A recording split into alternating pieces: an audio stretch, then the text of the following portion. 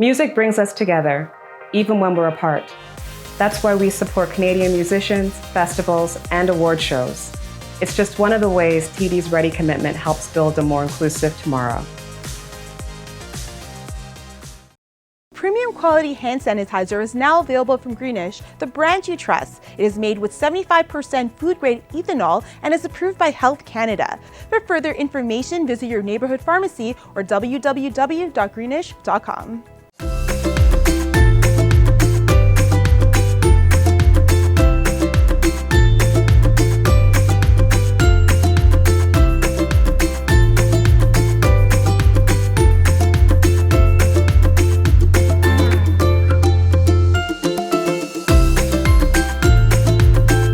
Welcome to TD Mosaic Noon Talks. I'm Asma Mahmood. I'm the Artistic Director for Canadian Community Arts Initiative, and it's my pleasure to welcome you to our 15th anniversary online programming in the form of TD Mosaic Noon Talks. This is a program where we invite the alumni of Mosaic Festival from last 14 years and bring a talk session with them to you live.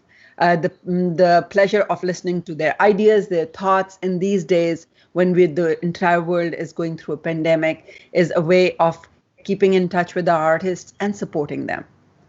In this support for our festival and our projects, which are put together by Canadian Community Arts Initiative, a non-for-profit organization with the board of directors and membership, we put together three big projects, including a Mosaic Festival, Rock the Coliseum Indie Music Festival, and MISAF, the Film Festival of Mississauga. Today, I'm very, very pleased to welcome wonderful talent from Pakistan who was the alumni for our festival in 2015. Let's hear it for Jimmy Khan. Hi, Jimmy. Good to see you. Hello. Good to be here. How are you? I'm very well. This was the year when you were with us. Our headline act was Delhi to Dublin, and you were here with Mikal Hassan and Humaira Channa, and you gave a riveting performance. So the first time I heard about you, I heard this song, and it was absolutely beautiful. Because I'm an oldie, so I love music, pop tunes with it. And I heard Nadia Par. And I was, who is this guy? I love this music. And then I found out that, and Mikal said, Appa, I'll be bringing this very nice artist with me. His name is Jimmy Khan. And so I Googled and I saw, Nadia Par is Jimmy Khan. And I said, and we had so much fun with you. Well, in fact, that it had come out the year before, a few months before, when you probably heard it on... मैंने independently release किया था उसके बाद फिर वो Coke Studio ने they wanted me to perform it over there. I think that's when it reached a lot more people, and that's when it probably reached you as well. But उसका वही idea वही था. It was a retro, the similar familiar tunes that I grew up listening to, and it was the same mode of music, I think, which related to a lot of people like yourself, Amazing. You've been singing, performing for a long time, belong to a family that loves music. And so your journey of music is, of course, everybody knows about it. And you've been doing so many great things with the music. Where do you think it was your defining moment as far as music making is concerned? Defining moment was actually the first moment, I think, that I was able to compose my own idea on two strings that were left of a guitar that had been lying around for many years, that my father was hoping at some point that I'd pick up, but I had left it because I was not, at that point, I was not interested for many years while it was lying around. But फिर एक दिन वो I picked it up, and I think that was the true defining moment, as you're saying, is when I was able to create a first melody from those two strings, and I was like, okay, this is interesting. that something has come out which is also not something that I'm recreating or I have heard before, but it's a original melody idea. So I think that was something that really kind of made me for the first time feel like, okay, this is something that I could potentially continue doing more of. Fabulous. So So that just brings me to a question: how important it is for a singer to be a musician as well, instrument. well, as far as I myself am concerned, and a lot of others that I associate with, and a lot of influences that I have been from both Western and Eastern music. Their musicality has singers, and their musicality has been a very important part of their entire musical journey. I have there are few people who are, for me, that aren't musically inclined as well and are just singers. So for me, it's mostly been people like Simon and Garfunkel, that I grew up listening to a bit of, and then people like Sajad Ali, who is a master musician as well as a singer, So from both worlds, the entire combination has to be. If you're not, I think it's important, especially if you're an original songwriter, to be acquainted with both worlds. बिल्कुल तुम्हें Simon and गारफंकल पे याद आया अभी पिछले दिनों जब मैंने बेनी दयाल के साथ मैं बात कर रही थी तो बेनी दयाल से मैंने पाकिस्तानी आर्टिस्ट के बारे में पूछा तो Benny was so cute he says oh I love Zeb and Haniya and I think they are the Simon and Garfunkel of Pakistan. I mean that was so cute.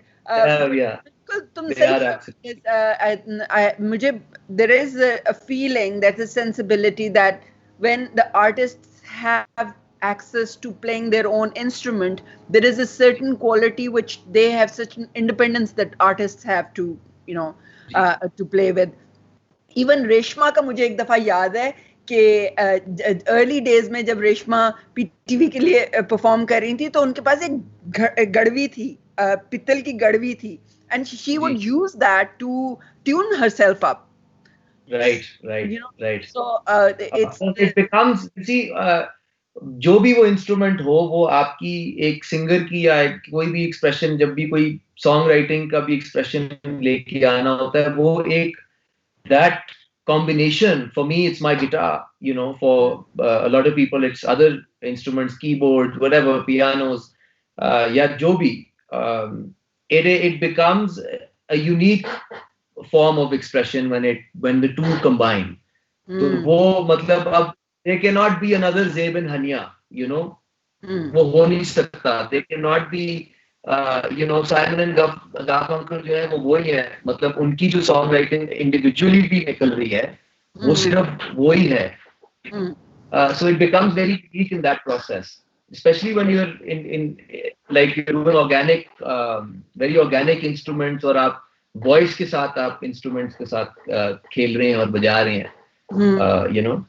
हम यहाँ देखते हैं अक्सर जो है आर्टिस्ट वो ट्यून करते हैं अपने आप को विद देयर इंस्ट्रूमेंट, अपनी आवाज को, अपना गाने से पहले अपने आप को ट्यून करते हैं.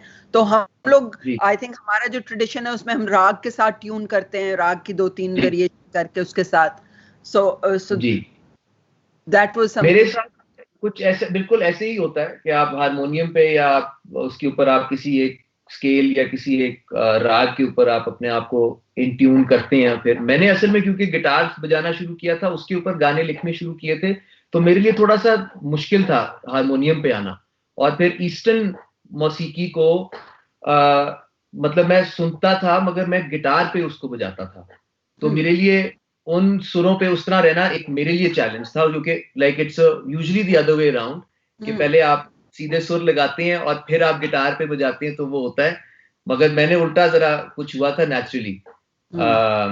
तो but it that I think also became the, as you call it, the uniqueness of my own craft or my own songwriting. It came out of there, तो तुम्हें क्या लगता है कि जब how did you get the attention of Coke Studio so quickly? Because Coke Studio is very different spectrum. Ji, I think है बिल्कुल है, but I think they're always on the lookout for songwriters and songs, I suppose, in especially at that time. And it wasn't, of course, I hadn't released a bunch of albums before they also had seen me. It had been a shorter journey in not in terms of performing, but in terms of releasing stuff. It had been like मेरे 2-3 गाने निकले हुए थे उस वक्त. और उस वक्त नदिया was also actually when it came out and it got मेरे ही जो छोटी सी niche market जो थी जिसने एकदम से उसके ऊपर react किया था. और because जिन लोगों को वो पसंद आया था, of course it wasn't when I put it out myself and I put it out online, it wasn't received like, it didn't become like a massive hit or anything, but it was received well in the listenership जो मेरी थी उस वक्त जो develop हो गई थी. तो उसके अंदर जब वो when it was received well, then I suppose a part of the listeners were strings as well, Faisal and Bilal, who had heard the song, and I think they had also heard my previous song, which they had told me that they wanted me to do, and which is why both of them then asked me to perform both those songs on that first season of theirs, because I guess they saw it, you know, they saw the songwriting maybe. कैसा लगा जब Coke Studio से phone आया कि भाई you are on? I to be honest, I didn't really believe it, और मैं बड़ा underconfident था उस वक्त भी कि I mean I'm not ready for this. मैंने उनको भी कहा था, ये मेरी जो क्या कहते हैं, मेरी बहन है और मेरे साथ उसने मतलब she also really helped me a lot starting out my career as well.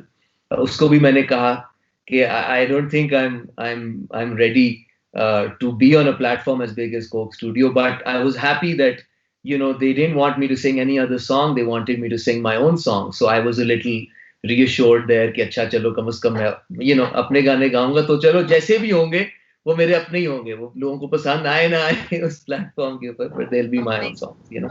थोड़ी सी lines of oh, Samana Jaz is here. Mashallah, Jimmy, congratulations. अभी आपको recently पता चला होगा. And Arshad Khan is saying, hey, Dil Bechara is one of my favorite songs ever. How has the success affected you? Zainab Qureshi is there and she loves your songs. So मुझे ये बताओ कि जो process है, पहले तो मुझे ये बताओ कि नदिया थोड़ा सा सुना दो ताकि लोगों की मैं इतनी तारीफ कर रही हूँ, लोगों को पता तो चले कि किस गाने की रेफरेंस दे रही हूँ. बिल्कुल. You know, and I remember singing this at the festival 2015 जब मैं आया था आपके पास उधर. हाँ. And because it had also been received well at that time, everybody in Canada also knew the song. Of course. And you know, one of my biggest moments, honestly, was actually because it had been recent, and then abhi phir this was my first trip internationally also, and it was a big deal, and I sang in front of those 20,000 people, or however kitne the us waqt, aapko yaad hai? It was a lot of people. It was a lot of people, you know, and then having that song being sung back to me while I was on stage by the crowd was, I think, one of the most, you know, like memorable and impactful, I think, moments in my life. You know, we would, on this program, we are going to ask everybody, anybody has a video of that, please send it to us, because our city was not able to capture the sound.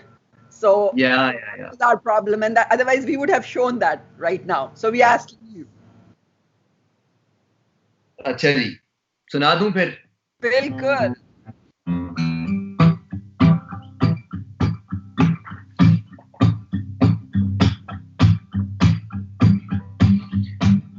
नदियां पार पार करके, वो टुकड़े चार चार करके,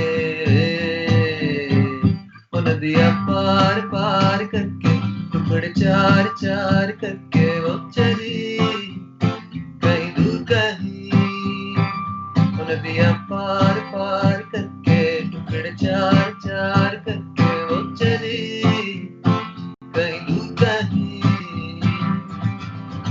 इतनी पुरानी है मेरी ये कहानी के अफसानों नदियां पार पार करके टुकड़े चार चार करके वो चली कहीं दूर कहीं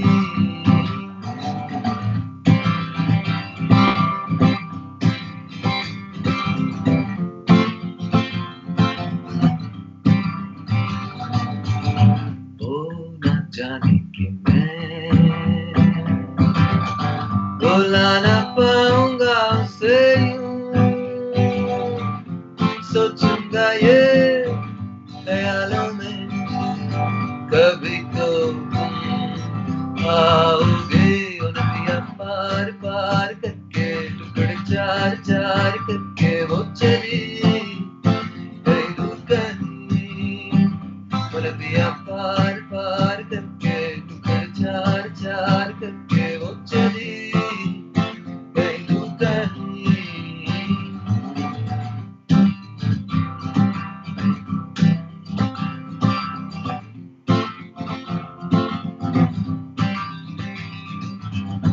जिस दिन तुम आ गए भुला दूंगा ये सारी बातें देखूंगा जरा गौर से ये अब आ गए नदियां पार पार करके टुकड़े चार चार करके वो चली कहीं दूर कहीं नदियां पार पार करके टुकड़े चार चार करके वो चली कहीं दूर कहीं इतनी पुरानी है मेरी ये कहानी के अफसानों में भी नहीं रही नदियां पार पार करके टुकड़े चार चार करके वो चली कहीं दूर कहीं नदियां पार पार करके टुकड़े चार चार करके नदियां पार पार करके टुकड़े चार चार करके Oh, lovely. Fabulous. Shefali Ranjan loves your song. Naseem Sayed is there. And Parveen Hussain, thank you so much. They're all sending their love to you. Huge fans. Oh, thank you. Love back. Oh man, this is such a great song. मुझे ये बताओ कि जब तुमने ये गाना बनाया, मुझे पूरा कि तुम वो उन बच्चों में शुमार होते हो जो ऑल इंडिया रेडियो से पुराने गाने सुना करते थे, उनके अम्मी अबू भी सुना करते थे और तुम्हारे पास बहुत पुराने गानों की कैसेट्स हैं और तुम बड़े जब हो रहे थे तुम सुहेल राणा का प्रोग्राम भी देखा करते थे। जी जी मैं बिल्कुल उन्हीं में से हूँ उन्हीं बच्चों में से। हाँ, तो तुम लोगों को एक सेंसिबिलिटी होती है जिसके अंदर तुम लोगों को नॉस्टैल्जिया जो है, जो हमारा नॉस्टैल्जिया हमारी उम्र का, वो तुम लोगों के पास एक बहुत प्यारे किस्म का मैसेज बन के आया। तो क्या उस नॉस्टैल्जिया में से क्या निकाला जिससे ये गाना बनाया? मतलब पहले तो वो जो नॉस्टैल्जिया था, obviously it was a very family thing also, right? Because music was consumed sitting amongst family members, you know, and sitting all of this music that my grandmother used to also sing, my father used to sing. We all shared this, so it was almost like it still almost is like dal chawal, you know. It's like it's what you grow up listening to. So वो आपके literally DNA के अंदर है. वो सारी tunes, वो सारे मतलब वो किशोर दा, Mukesh, Rafi, you know, all of that stuff. My father also used to sing, you know, while we would be. So that obviously remained inside. So when I also started writing my own tunes, I think this also, honestly speaking, and I keep saying this in different interviews and I've said it so many times, and like it was almost like it poured out a melody which wasn't, it wasn't a melody that is a replica of another melody, but it is of the same era. Yeah, it's and of the same Hemant Da का element है इसमें कितना? Exactly. So वही ना, so वो में बल्कि music के अंदर एक फ्लो है जो टाइमलेस है. Absolutely. तो वो naturally, I suppose, when it just literally that particular rhythm pattern I was playing and the melody just kind of flew out of me, you know, which basically means it goes to show that this is the consumption of all of that made something of its own a few years later or however many years later. Lovely. तो wording जो लिखी वो कैसे, गाना कैसे? वो जब मैंने ये मेलोडी लिखी थी मैंने,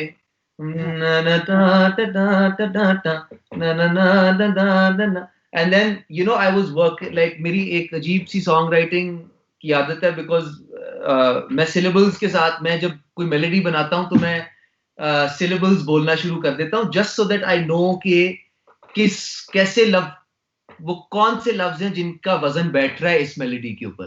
तो just out of like literally सोचे समझे बगैर ना मैं कुछ बोलता हूँ, ताकि वो कोई वजन की समझ आ जाए कि अच्छा यहाँ पे ये मेलोडी का नेचर ये है, इसमें इस तरह के लफ्ज जो हैं वो बैठेंगे, कि वो आ है या ऊ है या ई है, या वो कौन से सिलेबल से वो एंड हो रहा है, उसके मिड में कैसा अच्छा बैठ रहा है क्या नहीं बैठ रहा है. तो I think when I started writing this, it just kind of Nadiya par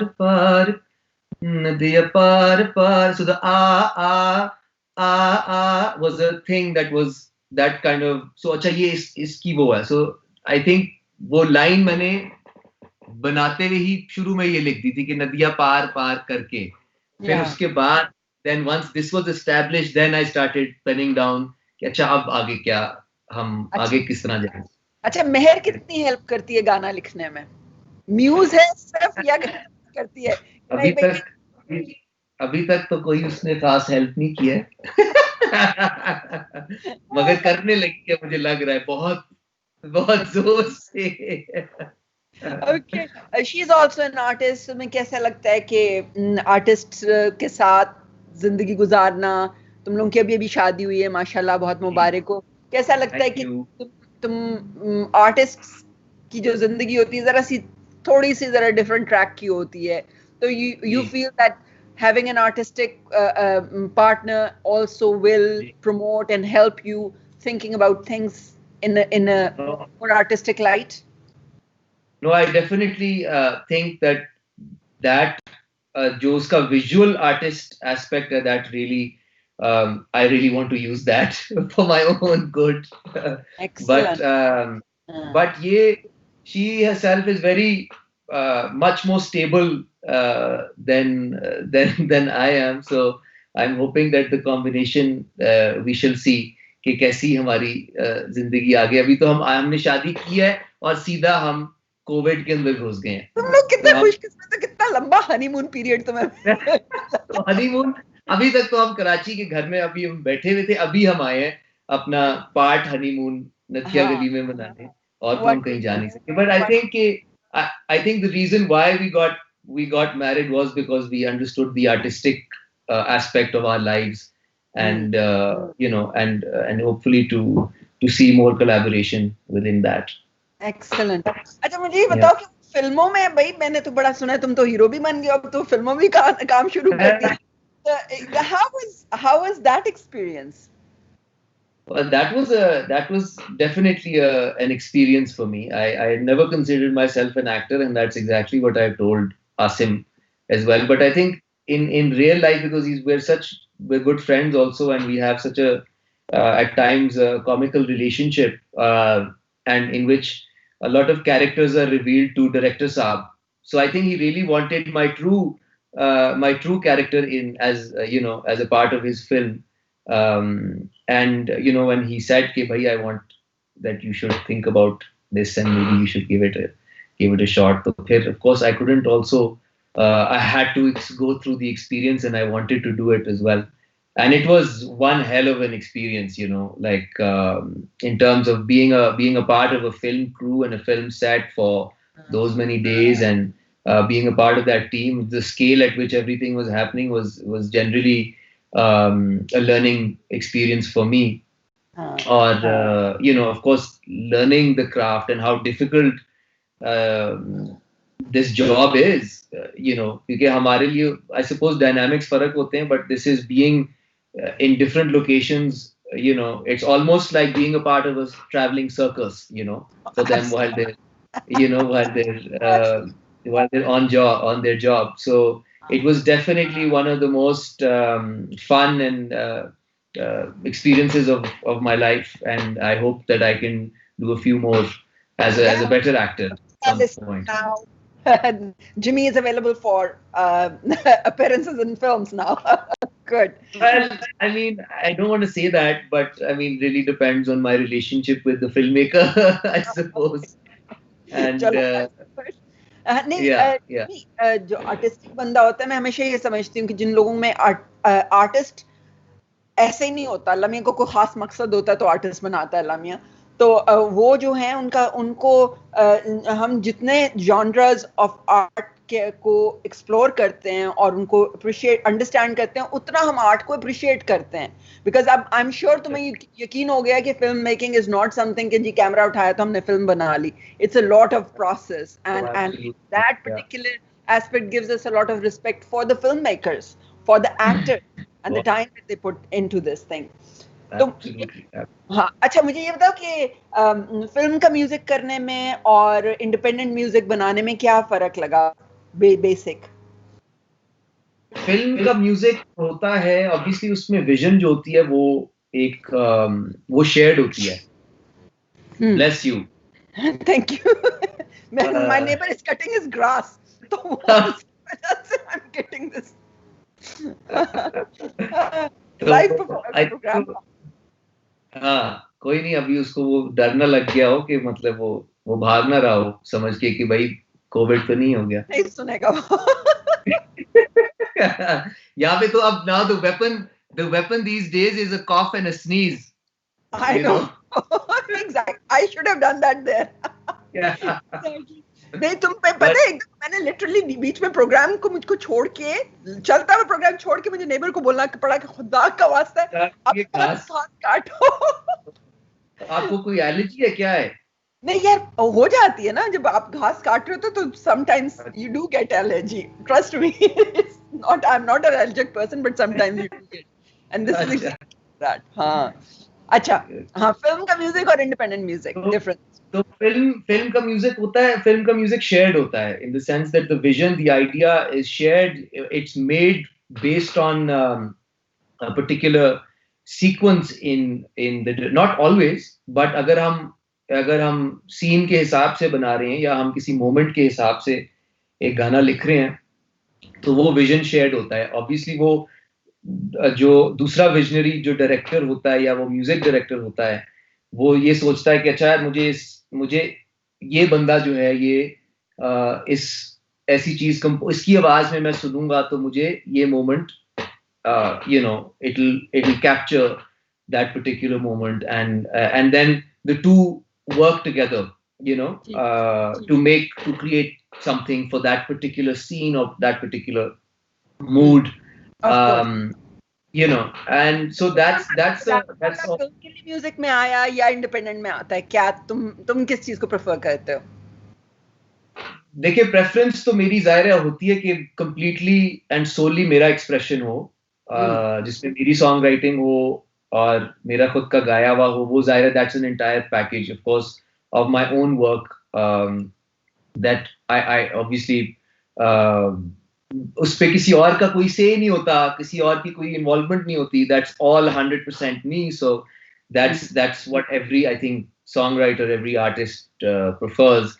But then it also gets a little exhausting working just with yourself. And it's important to venture out and collaborate with other artists from of different mediums as well, not just musicians.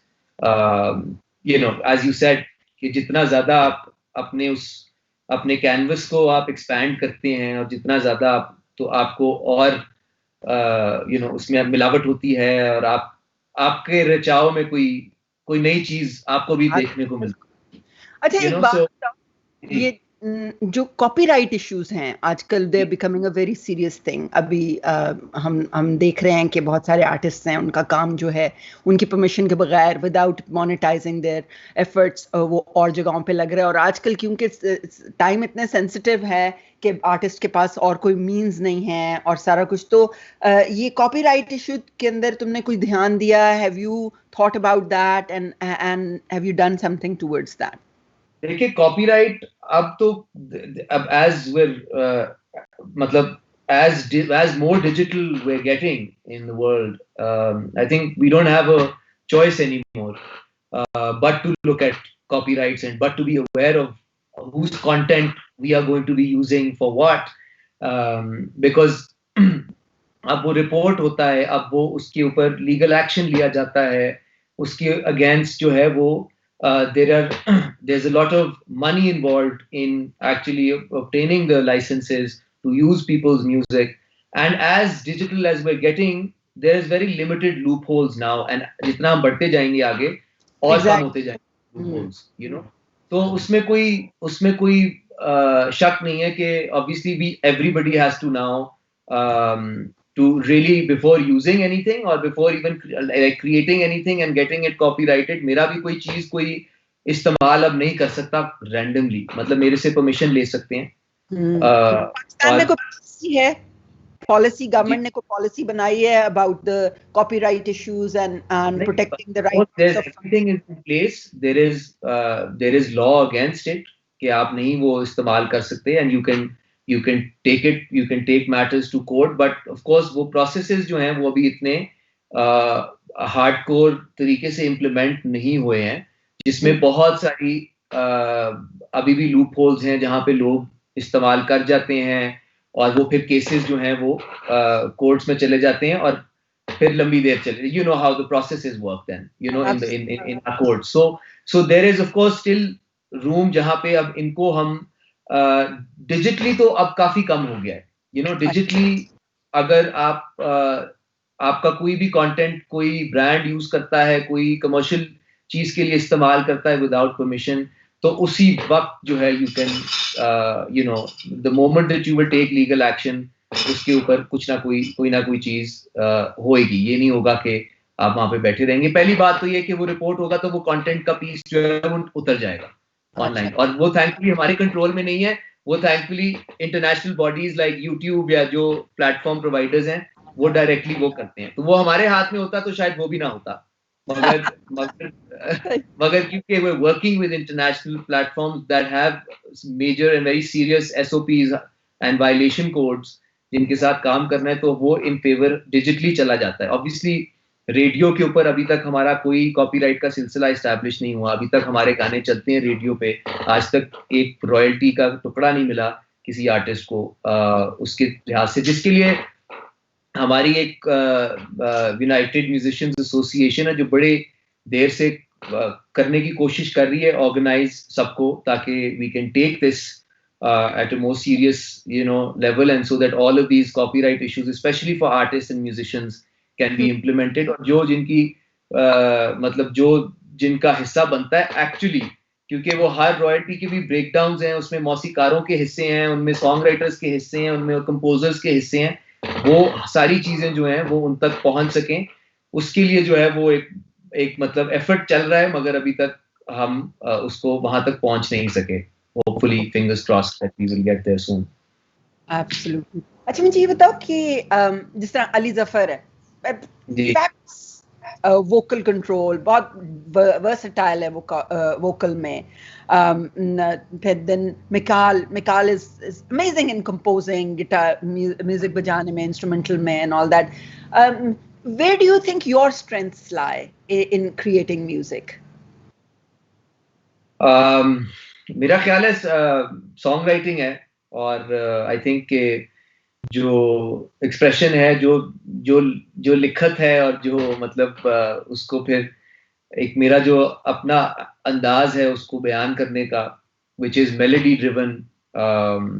तो मैं काम कर रहा हूँ अपनी बहुत सारी weaknesses को भी, जहाँ मुझे लगता है बहुत चीज़ों को इम्प्रूव करने की जो जहाँ ज़रूरत है, तो वो सीखना उसमें इन्वॉल्व है गाने को।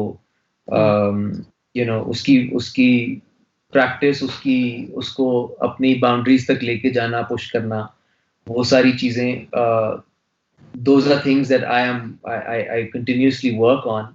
But at this particular point, I think it's the kind of words that I use in the kind of melodies that I've been writing. कभी किसी और के लिए गाना लिखा?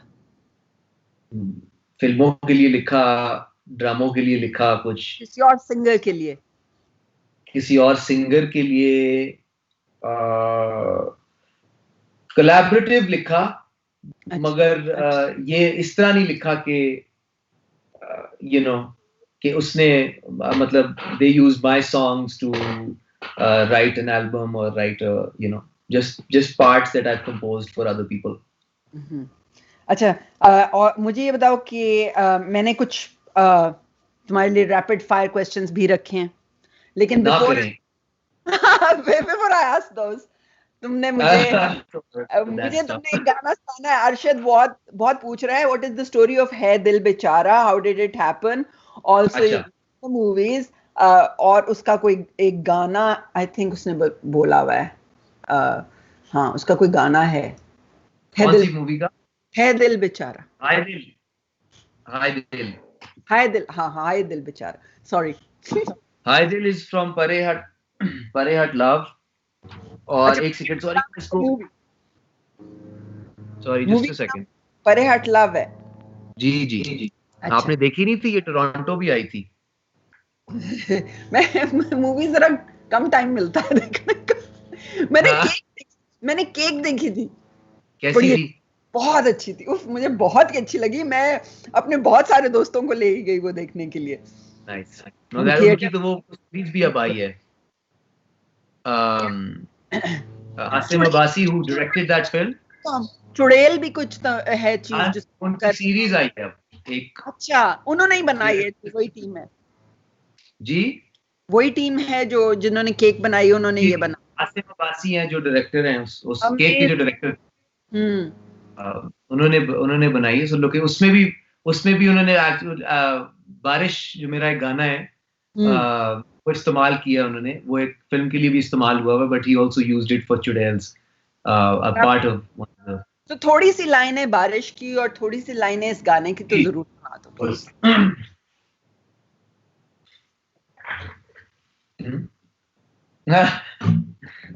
मेहर यहाँ पे बैठ के कह रही है थोड़ी सी लाइनें, ज्यादा नहीं. हाँ ना भाई, ताकि फिर लोगों को ये रहे ना कि प्यास रहे कि हमने सुनना है प्रॉपर्ली. बिकॉज मैं इतने पैसे नहीं दे रही कि मैं तुमसे पूरा गाना सुनूं और वो करूं. मैं आर्टिस्ट के मामले में बहुत फेयर हूँ. अच्छा, हाय दिल की कहानी मैं थोड़ी सी सुनाता हूँ कि हाय दिल इज मैंने कंपोज नहीं किया हुआ, लिखा हुआ मैंने नहीं है. आसिम रजा ने लिखा था गाना, डिपेंडेड, और कंपोज जो है वो अजान समी ने किया है. अजान समी खान. अच्छा, हाँ. मैं अजान came to our stage Mosaic पे पिछले लास्ट ईयर. हाँ. तो वो उसका कंपोज किया हुआ गाना. He was the music director for the film. Yes.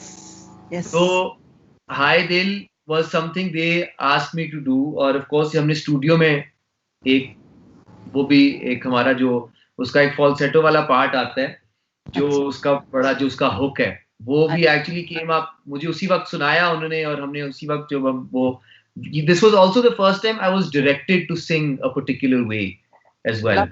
वो मेरे लिए प्लेबैक सिंगिंग का जो एक तो होता है ना कि आप प्लेबैक, मतलब मैंने इस वक्त ऐसी फिल्म के लिए इतना कमर्शियली वायबल गाना प्लेबैक नहीं किया था. तो मेरे लिए वो था कि ये बिल्कुल ही मेरे टाइप का गाना नहीं है जो मैं खुद अपने लिए लिखूं. एक बिल्कुल ही ब्रांड न्यू चीज है जिसको मुझे अब अपने तरीके से ओन करना है और उसको मुझे गाना है. सो वो डायरेक्ट किया था मुझे स्टूडियो में खड़े होके आसिम रजा ने ही. And I, to be honest, even that day I was like, Asim, ये क्या है, मुझे नहीं समझ आ रही है, ये क्या हो रहा है.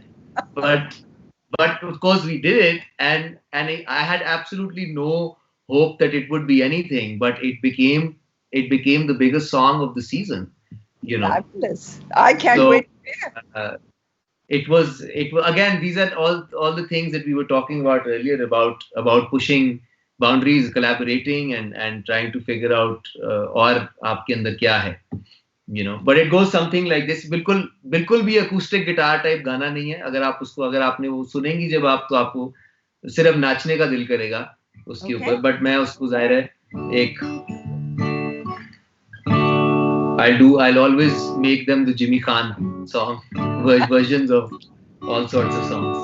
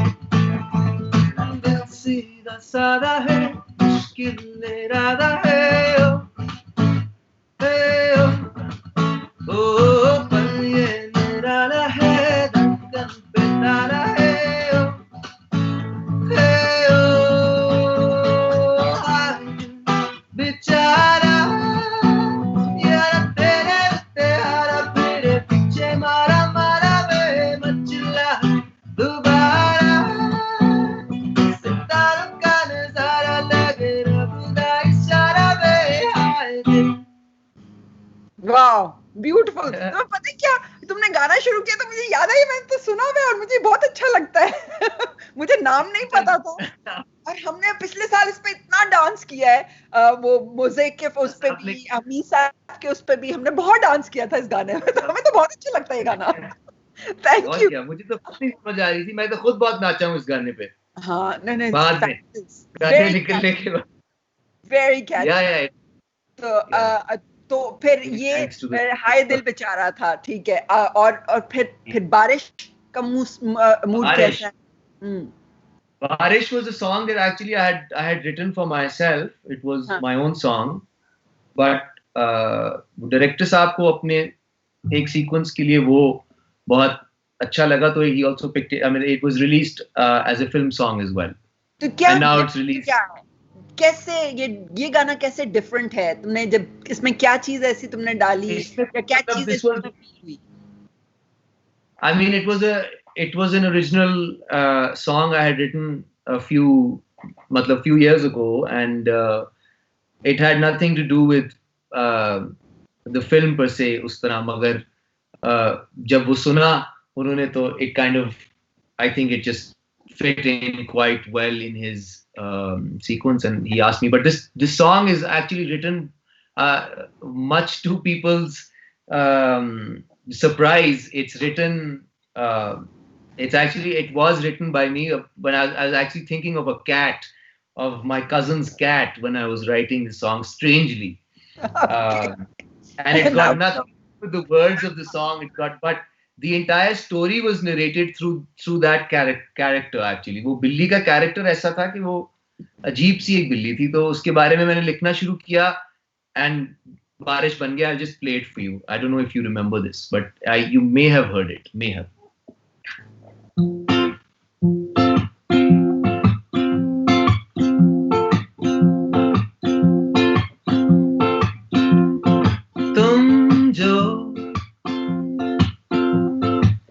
रातों को तो जागती हो, हमें सुलाने से क्यों डरती?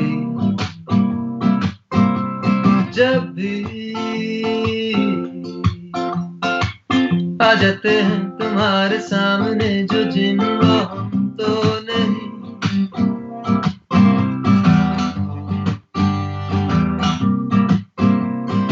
तुम जो अपने से बातें करके उसी गुफ्तगू से झोंक जाती हूँ. जब भी हम पास बुलाए तो दूर भाग जाती क्यों? हिचकिचाके के ना जियो, आसमां से बोल दो कि बादलों से कह दे के. हिचकिचाके ना जियो, आसमां से बोल दो कि बादलों से कह दे के बारिश ले आओ. बादलों से कह दे के बारिश ले आओ. बादलों से कह दे के बारिश ले आओ.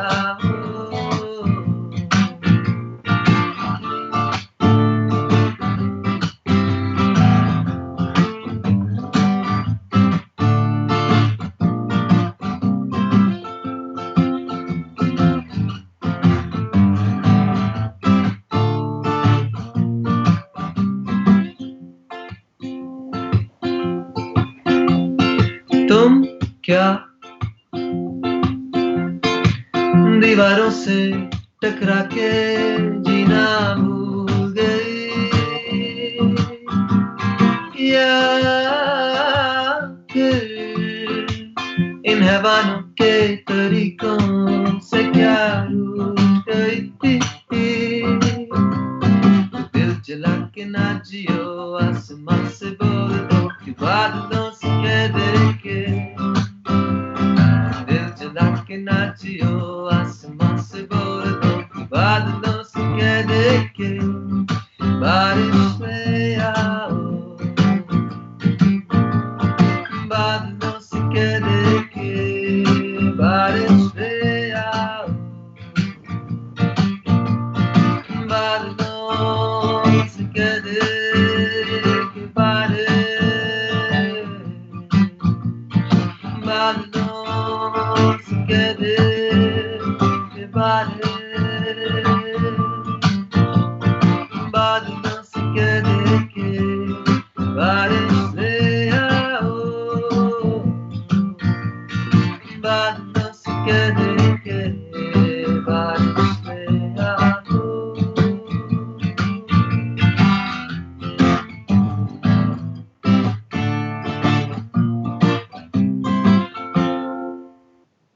Thank you, so beautiful. मैंने ये नहीं सुना हुआ पहले, and I'm going to make sure that I listen to it. And जब तुमने मुझे बिल्ली का रेफरेंस दे दिया तो ये तो मुझे बहुत ही मजे का गाना लगा. मुझे सानिया की बिल्ली याद आ गई. और इस टाइम पे हमारे पास नसीम सैयद हैं. She's a wonderful writer and a poet, and she is really enjoying your show. And of course, Mughisuddin Khan is a big fan. Sameer Jafar is there. Hemant Pawar is here. And Hemant is a singer and a dancer as well. अच्छा मुझे ये बताओ कि ये तुम जिस इस गाने को जब तुम ये इतना पॉपुलर हो गया and all that, तुम्हें एक बात लगी है कि हमने पिछले कुछ सालों में अली सेठी, you and even Ali Zafar, तुम लोगों ने एक स्टाइल गाने का निकाल लिया दोबारा, मतलब वो इंट्रोड्यूस करा दिया, क्रूनिंग का स्टाइल पाकिस्तानी म्यूजिक में. You know, वो हमारे पास मिसिंग था आई थिंक, क्योंकि हर एक जो था वो उसकी जिंदगी का मकसद ये होता था कि उसने तुफैल नियाज़ी का गाना बिल्कुल तुफैल नियाज़ी के स्टाइल से गाना है, या मेहदी हसन का गाना बिल्कुल मेहदी हसन के स्टाइल से गाना है। तो तुम लोगों ने एक तरह से अब अपने स्टाइल से गाना शुरू कर दिया। ये जो मूवमेंट है, ये जो तुमने कुछ नोट की है ये चीज, या सिर्फ ये मेरी ही स्ट्रेंज ऑब्जर्वेशन है? नहीं, मेरा ख्याल है कि वो जो स्पेसिफिक आर्टिस्ट की आप बात कर रही हैं, मतलब इंक्लूडिंग माई सेल्फ, मेरे क्योंकि इतने सीरियस इन्फ्लुएंसेस ये लोग रह चुके हैं, क्योंकि मैंने जो मैंने फोक एल्बम भी किया है उसको भी आप सुनिएगा, वो जो मैंने जिसमें मैंने अताउल्लाह खान साहब के भी गाने कुछ किए हैं मैंने, मतलब I really done that particular album to celebrate the Pakistani musicians that I truly adore and I've loved listening to. I think वो folk का भी बड़ा एक important हिस्सा है to constantly recreate in your own expression. तो जिन लोगों के आपने नाम लिए, उन्होंने I think हर अपने तरीके से और अपने स्टाइल में और अपनी एक्सप्रेशन के साथ उनको गाने की कोशिश की है, और उनकी अपनी जगह है I suppose, and I think that's something for me, because मैं अपने शोज पे जो हूँ वो ये गाने परफॉर्म करता हूँ, और ये जो as you saying known to be a crooner in that regard. मैं उसको कॉम्प्लीमेंट दे रही हूँ, मैं कॉम्प्लीमेंट के तौर पे कह रही हूँ, क्योंकि व्हाट हैपेंड वाज कि हम लोग मैं पिछले साल जब बादशाही मस्जिद गई तो वहां पे एक रेस्टोरेंट है कुकूज, तो हम वहां पे गए अपने आर्टिस्ट को लेके, तो वहां पे जो खातून गाना गा रही थी, she was not singing the songs the way we were used to listening to. She was crooning.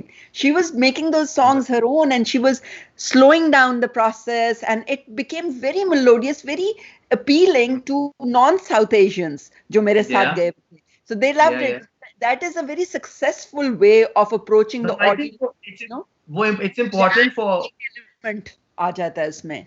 नहीं, वो बहुत जरूरी है कि मतलब मैं अगर अताउल्लाह खान साहब का गाना गाने की कोशिश कर रहा हूँ, या मैं उनकी कोई चीज को कर रहा हूँ, तो वो मैं उनकी तरह अगर करूंगा तो I am not going to really, like if I even try to emulate his particular style, that's not going to be representative of me. So I think it's important for me to sing it.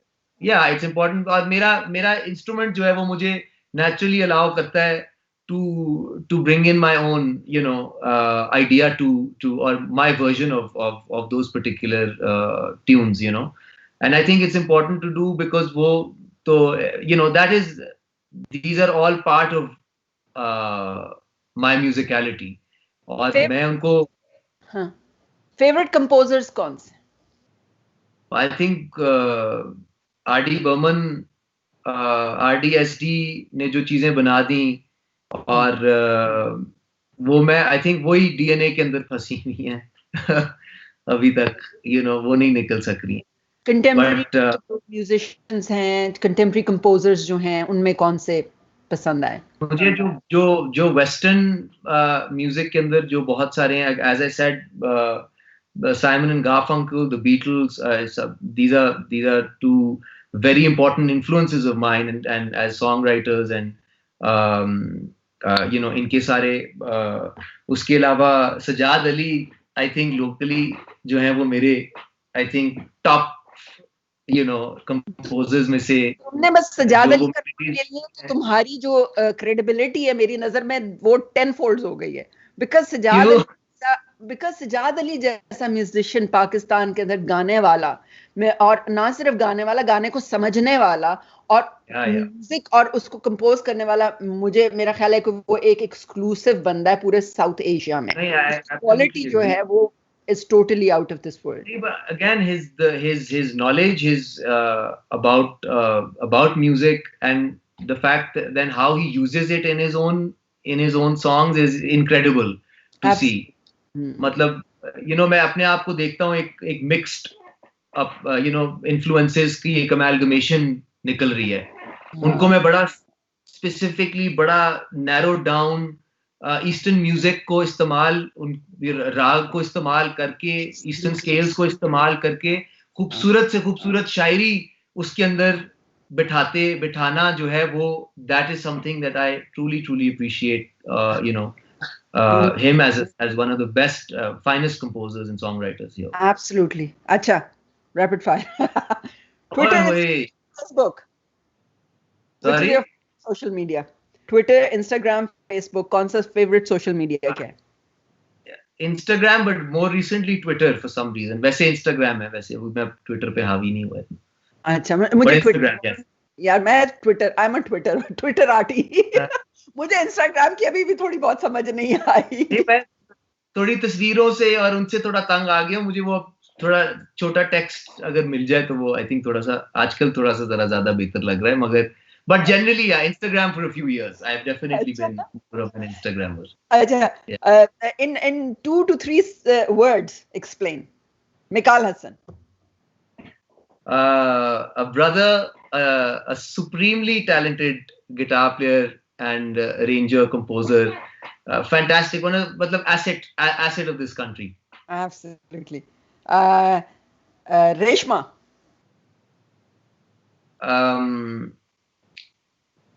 Earth, mitti.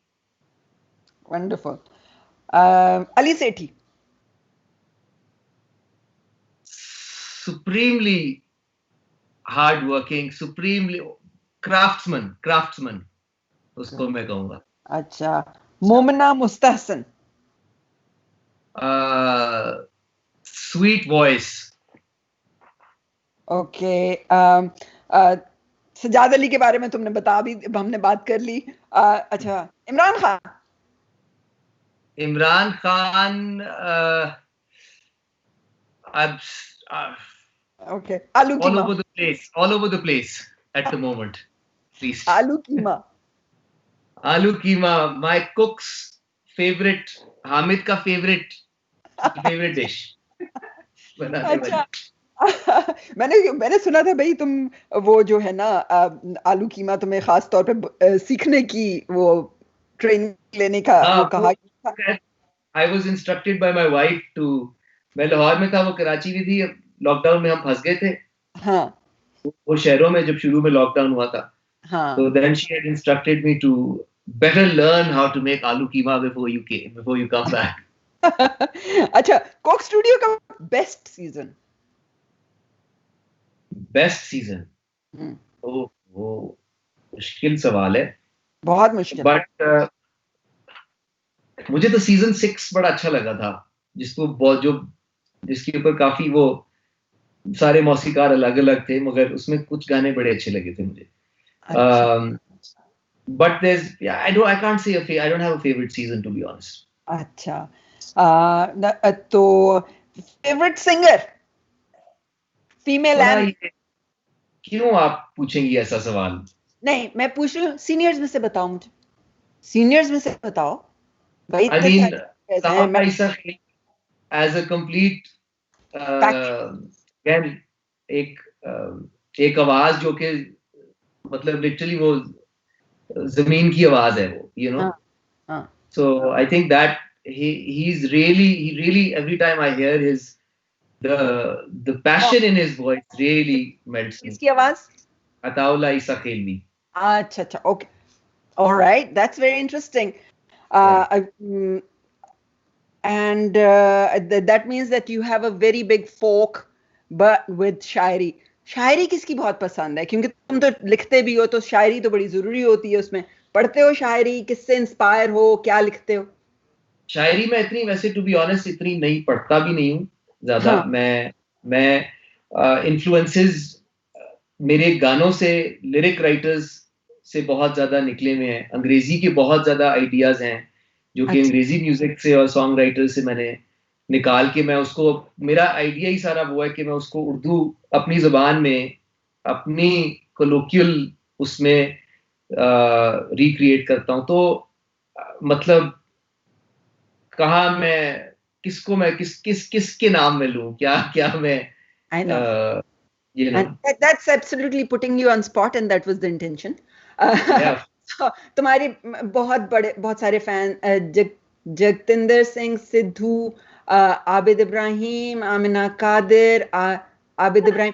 Now these guys are not saying any request, नहीं भेज रहे, बस वो hello, hi बच्चे, आमिना कादिर. तुम्हारी these are my in-laws. Okay. Hi. These are my in-laws जो के साथ वाले घर में बैठी हैं. Okay. Hi, Meher ki family. It's really lovely. And हाँ, हमें पता है कि हमारे पास टाइम भी अभी कम रह गया है, लेकिन कोई एक ऐसी चीज जो तुम समझते हो कि आजकल की म्यूजिक में, मैंने तुमसे एक बात और पूछनी थी कि तुम्हें पाकिस्तान के बाहर कौन सा मुल्क है जो बहुत याद आता है और जहां तुम जरूर जाना चाहोगे, because you really like visiting that place. अच्छा, इस वक्त मैं कहाँ जाना चाहूंगा? इस वक्त तो मुझे कहीं ले जाएं, कहीं ले जाएं, पाकिस्तान से बाहर मैं जाने के लिए तैयार हूँ. मगर मुझे बहुत ज्यादा न्यूयॉर्क बहुत ज्यादा याद आता है. Okay, alright. सो आएगा थोड़ी देर में. तुमने साउथ बाय साउथ वेस्ट भी किया? यस, नो, मे बी नहीं. अच्छा, बिकॉज मिकाल उसके बाद जा रहा था साउथ बाय साउथ वेस्ट के लिए, तो I thought you I think उसी टूर पे उन्होंने किया था, मेरा ख्याल है. हाँ. तो कभी ग्लास्टनबरी या इन बड़े बड़े मेलों में मौका मिला जाने का? नहीं, मैंने जो उसके बाद मैंने टूर किया था वो मैंने फिर वेस्ट टू ईस्ट किया था उसके अगले साल 2016 में अमेरिका का. अच्छा. तो मगर वो मैंने बहुत सारे, like I also performed in smaller venues all across. तो starting from San Jose, LA, उसके बाद शिकागो से फिर न्यूयॉर्क, डीसी. अच्छा. And I did a circuit of smaller venues like Chicago में रेजीज मैंने किया था, डीसी में मैंने बस बॉयज एंड पोएट्स किया था. कितनी इंटरेस्टिंग होता है छोटे से जो वेन्यूज होते हैं इनमें परफॉर्म करना, कितनी इंटरेस्टिंग फीलिंग होती है, इतना पर्सनल कांटेक्ट होता है. लेकिन मोज़ेक के स्टेज के ऊपर परफॉर्म करना, तुम्हारी performance, everybody was singing with you. It was one of my, as I said, one of my most memorable shows to date. And we remember you with lot of love, and it was great to have you there. हमारे पास मेरे लिए एक अजीब सा वो था, मैं वहां पे एक नए मुल्क में पहली दफा, उस मुल्क में भी मैं पहली दफा गया. I hadn't been to Canada before, and it was so surprising that I was walking in malls and people was recognizing me at that time. I could not believe it because मुझे समझ ही नहीं आ रही थी कि ये मैं किधर हूँ. मतलब मैंने कहाँ गाना गाया, कहाँ मुझे लोग पहचान रहे हैं, कहाँ मेरे काम को पहचान रहे हैं, मुझे नहीं समझ आ रही. So it was genuinely one of the most overwhelming experiences. Lovely. हम बड़े फख्र से कहते हैं कि हमारे पास हम इंडियन, बांग्लादेशी, पाकिस्तानी, श्रीलंकन सबको हम लेके साथ चलते हैं. हमारी सारी टीम जो है वो वी मेक श्योर दैट जिन लोगों को नहीं पता उन सिंगर्स का, हम उनको बताएं, उनकी वीडियोस शेयर करें एंड ऑल. और जब तुम आए थे तो हमारे लिए कोई मुश्किल नहीं था तुम्हारे गाने सेल करना, बिकॉज इतने पॉपुलर और इतने खूबसूरत गाने थे. तो जिमी, अच्छा म्यूजिक बनाते रहो, जीते रहो, खुश रहो, सेफ रहो, और होपफुली जब टाइम्स बेहतर हो जाएंगे तो तुम दोबारा आओगे कनाडा और हमें एक फुल कॉन्सर्ट दोगे मोज़ेक स्टेज के लिए. So with all these good wishes and all these prayers, thank you so much. बहुत सारी दुआएं, और and congratulations to all of you, and congratulations to Mozaik for 15 years, and I hope that you guys continue doing the great work of bringing South Asia to your part of the world every year, and wish you all the best and everybody in your team. And hopefully, yes, I would love to be on that stage again. Inshallah. I would do anything to be on that stage again. Thank you so much. Here's the last. Thank you. Good to see you, and good talking to you after a really long time. Jeete raho. And ladies and gentlemen, that was this wonderful Jimmy Khan with me. This was a part of TD Mozaik Noon Talk. The last talk of this session will be on Monday. And on Monday, we will have none other than amazing Bulbul-e-Hind, the wonderful Harshdeep Kaur. So wow. Please do tune in and join us on Monday when I talk to Harshdeep Kaur for TD Mozaik Noon Talks. We are generously supported by TD Bank. Our supporters include City of Mississauga, Canada Arts Council, Ontario Arts Council, Heritage Canada, also Factor Canada, And we have generously gotten the support of Lazi Shawarma and Greenwich Health Products. We thank all of them. I thank the Board of Directors of Canadian Community Arts Initiative, and to all the team members, thank you very much. Keep listening, tune in on our Facebook page, which is mosaic.mississauga, and enjoy all the talks that we've had celebrating 15th anniversary of Mosaic Festival. Thank you. Ciao. Music brings us together, even when we're apart. That's why we support Canadian musicians, festivals, and award shows. It's just one of the ways TD's Ready commitment helps build a more inclusive tomorrow. Premium quality hand sanitizer is now available from Greenish, the brand you trust. It is made with 75% food-grade ethanol and is approved by Health Canada. For further information, visit your neighborhood pharmacy or www.greenish.com.